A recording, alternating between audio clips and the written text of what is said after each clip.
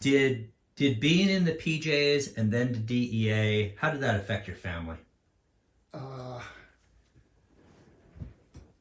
well, I think that families, for more some and some less, but they are all affected by that. And again, they're affected sometimes in very big ways when you get deployed. You know, I got deployed with Pararescue to a combat situation, you know, when my son was, I don't know, 5 months, 4 months old. My daughter was 2. My wife was working, and, you know, it was like, you know, we got notice that we were going, and then less than, you know, not 7, 8 days later, I was, you know, on the plane out for an indeterminate way. We had no idea how long we were going to be gone for. So in those big ways, and especially, but in little ways, day to day, again, what operator syndrome or the defenses that you build up to be able to operate in those times definitely affects how you deal with your family, some more than others, but I think in some way it just does. I know for me, realizing that I had to kind of deal with this in my retirement really came when my daughter said one day, you know, you're not the dad that I used to know.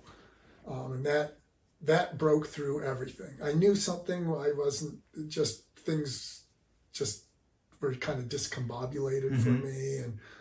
But when your daughter tells you that kind of cut through everything that nobody else could. And I was like, this is something that I cannot. I first learned about that actually through the Pararescue Foundation, which is a foundation that helps PJs both in transition and other, a nonprofit. And I had gone to the VA. After my daughter told me this, I finally said, this is something I can't tackle on my own. I went to the VA and they diagnosed me with PTSD. And I was like, no, yes, but no, that's not it. I mean, it's just the things that you're saying, they just don't fit. And I almost gave up on the VA because I just didn't feel they got it. You know,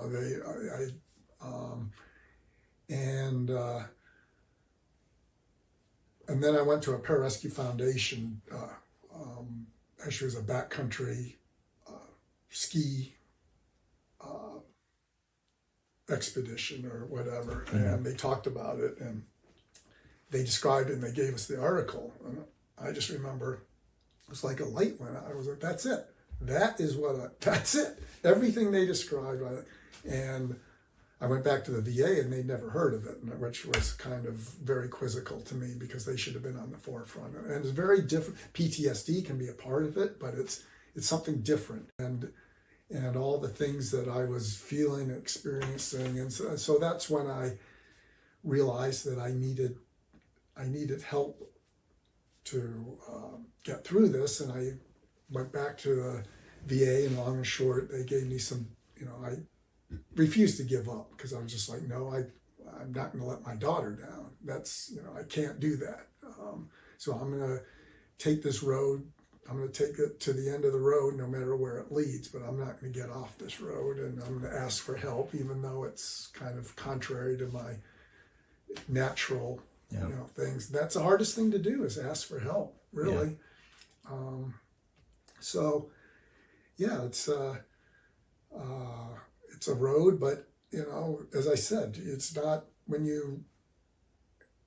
it's not surprising. It's actually everything that is a part of me and that I've had to deal with, it's not abnormal. It's a normal reaction to maybe abnormal stresses, or that the average person isn't affected by or doesn't experience, but it's a very normal reaction. So, and as I said, 3,000 years ago, the Greeks knew that, and people have known that it's not just the war, it's the coming home that is every bit as difficult, and working through that. Yeah.